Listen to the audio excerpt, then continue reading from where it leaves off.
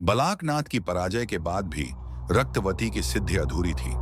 उसने नवीन से कहा, कर्ण पिशाचिनी की पूर्ण सिद्धि तभी होती है जब नर बलि दी जाए, वह भी किसी निर्दोष सात्विक बालक की। वह बलि मुझे चिरशक्ति और अमृतत्व देगी। नवीन सन्न रह गया। क्या यह जरूरी है? क्या बिना मासूम की बलि दिए सिद्धि नहीं पूरी होती? रक्तवती ने चुपचाप गर्दन झुका ली। अगर वह बलि न दी जाए तो कर्ण पिशाचिनी को एक प्राचीन श्राप जागृत कर देता है। जो अधूरी सिद्धि को रोके वह रक्तहीन होकर तड़पेगा और उसकी आत्मा चिरकाल तक पीपल वृक्ष से लटकती रहेगी। यह श्राप रक्तवती को ही नहीं, नवीन को भी अपनी चपेट में ले सकता था। रक्तवती ने एक गांव की ओर संकेत किया, जहां एक 7 साल का बालक कृष्णा हर दिन तुलसी को जल देता था। वह सरल, निष्कलंक और बेहद पवित्र आत्मा था। बस उसी की बलि चाहिए और मैं अमर बन जाऊंगी। नवीन का चेहरा बुझ गया। उसी रात नवीन ने रक्तवती से कहा, तुमने बहुत भोगा है, लेकिन किसी मासूम के प्राणों से सिद्धि नहीं चाहिए। अगर श्राप आए तो मुझे स्वीकार है, मैं अपना रक्त दूंगा। रक्तवती कुछ नहीं बोली। अगली सुबह वह अकेले ही उस बालक को लेकर जंगल में गई। नवीन को सोता छोड़कर रक्तवती ने बालक के सिर पर हाथ फेरा। माफ करना, मैं तुम्हें मुक्त कर रही हूं। बालक ने मुस्कुराकर कहा, दीदी, मुझे डर नहीं लगता, पर आप रो क्यों रही हो? रक्तवती कांपी। उसके हाथों में कांपता हुआ कर्ण खड्ग था, जिससे उसे शिर छेदन करना था। जैसे ही रक्तवती ने हाथ उठाया, एक झंझावात चला। नवीन वहां पहुंच चुका था। उसने खड्ग थाम लिया। मैंने तुम्हें प्रेम दिया था, रक्त नहीं, और यह प्रेम बलिदान नहीं मांगता। रक्तवती रो पड़ी। अगर मैं यह न करूं तो श्राप लगेगा, मैं खत्म हो जाऊंगी। नवीन ने उसका हाथ थामा। फिर हम साथ खत्म होंगे। अचानक आकाश में बिजली गिरी। हवा से एक डरावनी हंसी गूंजी और सामने आया वट वृक्ष प्रेत, वह आत्मा जो अधूरी सिद्धियों को शाप देती थी। तुमने रक्त को ठुकराया है, अब मैं तुम्हारी आत्मा ले जाऊंगा। नवीन ने आगे बढ़कर कहा, मेरी आत्मा ले लो, मुझे लटका दो वृक्ष पर रक्तवती को छोड़ दो।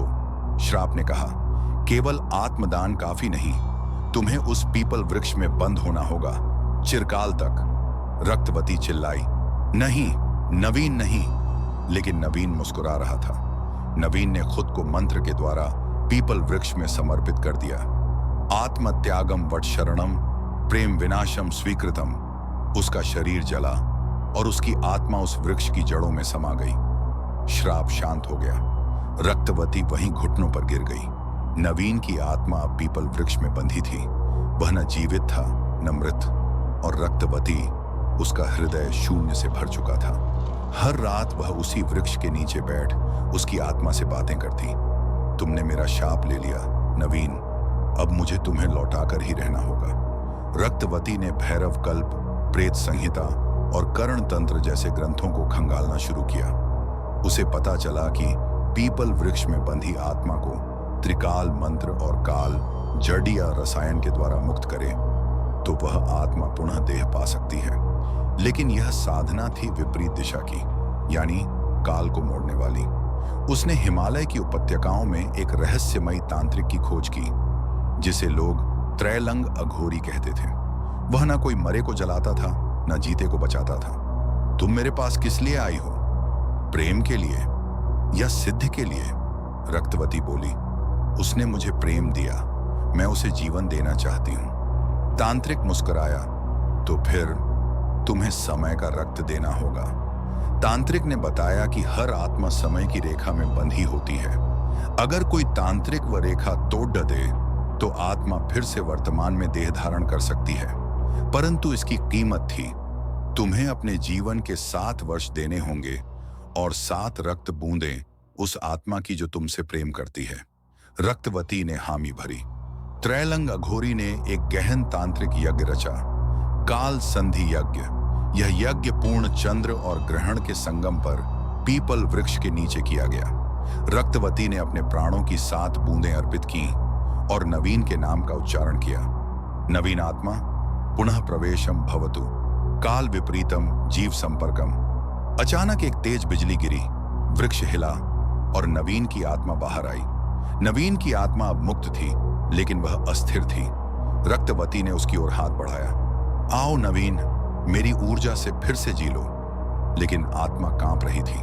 उसमें क्रोध था, दहशत थी, क्योंकि उसने पीड़ा झेली थी वृक्ष की कैद में। रक्तवती ने आंखें मूंद कर अपना संपूर्ण जीवन बलिदान कर दिया। उसकी सांसें थम गईं, उसकी शक्ति नवीन को दे दी गई। अगर मेरे प्रेम में सच्चाई है तो तुम लौट आओ, वरना मैं भी काल में समा जाऊंगी। कुछ क्षण बाद हवा रुकी, प्रकृति शांत हुई और नवीन ने आंखें खोली। नवीन अब जीवित था, पर रक्तवती मूर्छित। नवीन ने उसे बाहों में उठाया, लेकिन उसके होंठों पर मृत्यु का सन्नाटा था।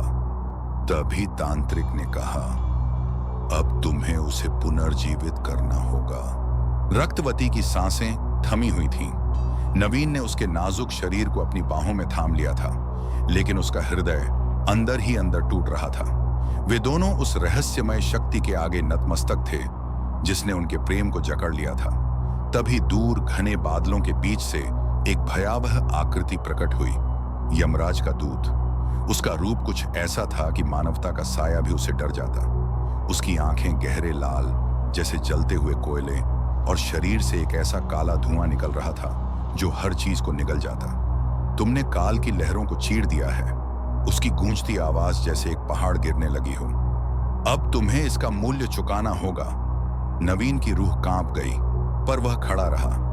मैं किसी कीमत पर भी रक्तवती को खोने नहीं दूंगा। तो सुनो, दूत ने कहा, तुम्हें नरक के द्वार जाना होगा। वहां यमराज के सामने अपनी बात रखनी होगी। यदि तुम सौदा कर सको तो तुम्हें तुम्हारी प्रेमिका मिलेगी, वरना तुम्हें उसे हमेशा के लिए छोड़ना होगा। नवीन की आंखों में दृढ़ता थी, पर दिल में भय भी। उसने रक्तवती को सहेजते हुए कदम बढ़ाए। उनके सामने एक काला धुआंधार द्वार था, जो शाश्वत अंधकार की ओर खुल रहा था। द्वार के पास खड़े एक प्रेतवेशी द्वारपाल ने पूछा, तुम कौन हो जो काल के द्वार पर आया है?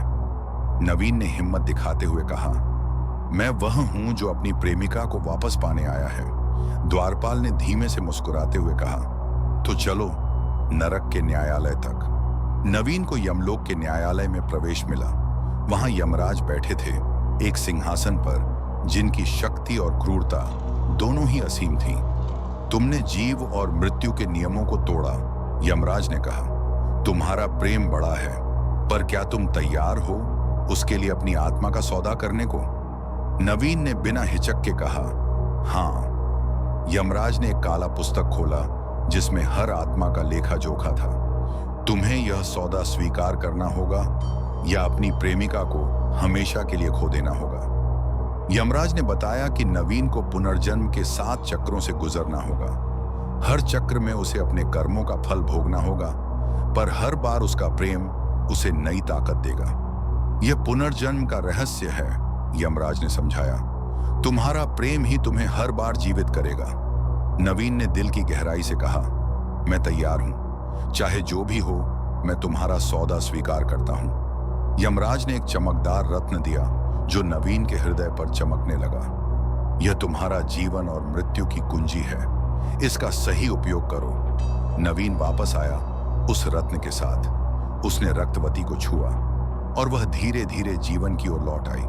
उनके प्रेम ने नरक के द्वार को भी तोड़ दिया था। तांत्रिक की आवाज कानों में गूंज उठी, सिद्धि की राह में प्रेम और मृत्यु साथ साथ चलते हैं, संभल कर कदम बढ़ाओ।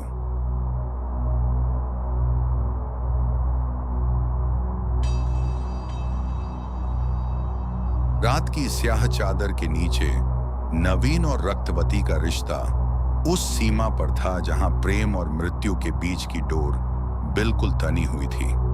नरक के द्वार पर हुई उनकी लड़ाई ने दोनों के दिलों को झकझोर दिया था, लेकिन अब अंतिम परीक्षा की घड़ी आ गई थी, काल के पिंजरों से मुक्ति। नवीन ने यमराज द्वारा दी गई जीवन मृत्यु की कुंजी को अपनी आत्मा के गहरे कोने में धारण किया। वह जानता था कि अब वह पुनर्जन्म के 7 चक्रों में फंसा हुआ था। हर चक्र एक नया संघर्ष, हर चक्र एक नया अनुभव। पर उसका दिल केवल एक ही सोच में डूबा था, रक्तवती को बचाना। वह दिन रात एकांत में बैठकर कठोर तपस्या करने लगा। जंगल के बीच, श्मशान के किनारे और मंदिर के गर्भगृह में नवीन ने मंत्र जपना शुरू किया। एयुएम कालाय नमः, एयुएम यमाय नमः, एयुएम रक्त पिशाचिनी महादेव्याय नमः। मंत्रों की गूंज के साथ उसके चारों ओर अदृश्य शक्ति की परतें बन गईं। पर हर बार जब वह सोचता कि अब मुक्त हो गया, तब काल का जाल और भी कसता चला जाता। रक्तवती का संघर्ष। रक्तवती भी अपने भीतर की लड़ाई लड़ रही थी। पिशाचिनी की शक्ति ने उसके शरीर को जबरदस्त ऊर्जा दी थी, पर उसकी आत्मा कहीं और फंसी थी, उस अंधेरे में जहां पुराने पाप और कर्म जकड़े थे।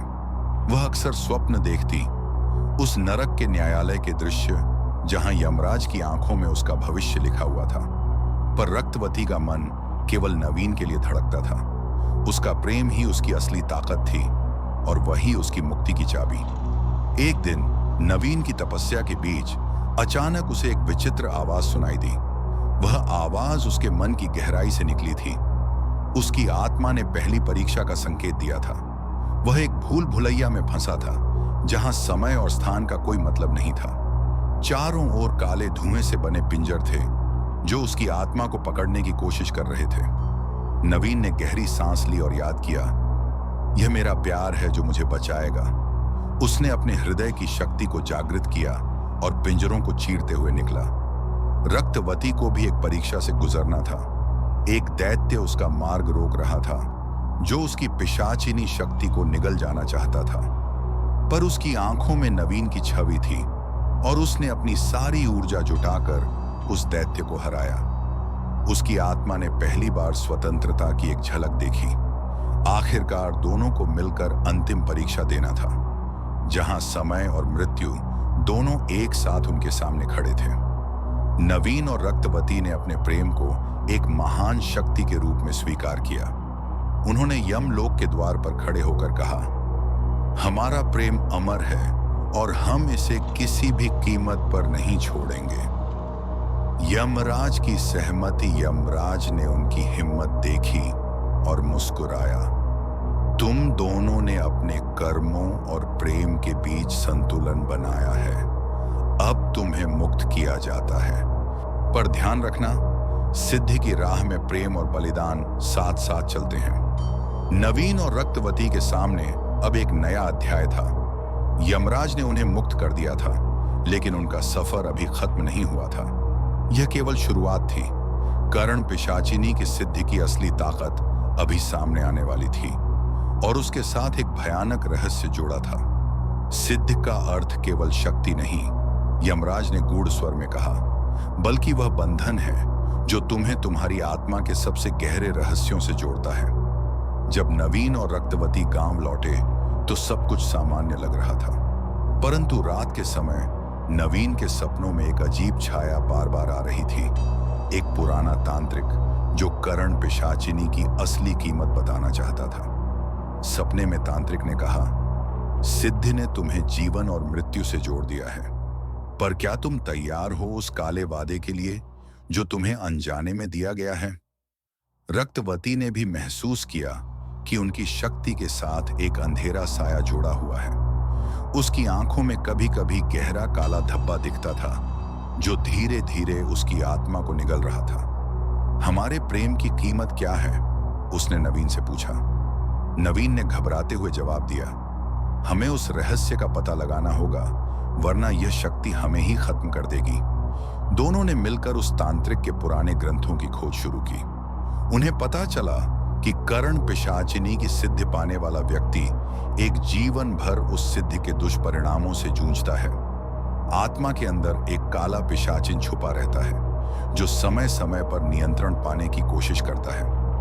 एक भयंकर तूफान के बीच जब दोनों घर में अकेले थे, उस काले पिशाचिन की छाया ने शरीर पर कब्जा करने की कोशिश की। नवीन ने अपनी पूरी शक्ति से विरोध किया, लेकिन यह आसान नहीं था।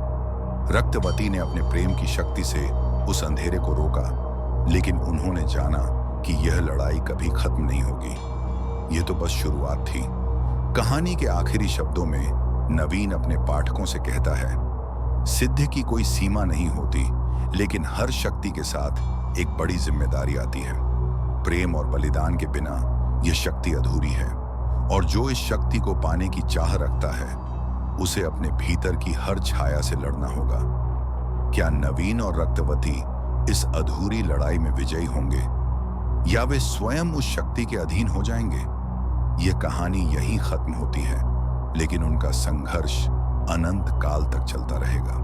करण पिशाचिनी एक अत्यंत शक्तिशाली स्त्री पिशाचिनी होती है जो विशेष तांत्रिक विधियों के द्वारा साधक के संपर्क में आती है। यह कोई सामान्य आत्मा नहीं बल्कि प्राचीन तंत्रों में वर्णित ऐसी आत्मा होती है जो ज्ञान, रहस्य और वासना तीनों की सीमाओं को लांघती है। उसका स्वरूप सौंदर्य और भय का संगम होता है। वह एक दिव्य प्रेतिनी होती है जो केवल उस साधक के सामने प्रकट होती है जिसने अत्यंत कठिन करण सिद्धि प्राप्त की हो। करण पिशाचिनी एक अत्यंत रहस्यमयी और भयानक तांत्रिक साधना से जुड़ी हुई शक्ति है जो भारतीय तंत्र साधना की गुप्त और अघोरी शाखाओं में वर्णित है। इसका नाम सुनते ही एक विशेष प्रकार की भयावहता और आकर्षण का मिश्रण अनुभव होता है। करण पिशाचिनी की कथा भारत के कई ग्रामीण और अघोरी पंथों में पाई जाती है। यह विषय पराशक्ति, तंत्र और भूत विद्या से जुड़ा हुआ है।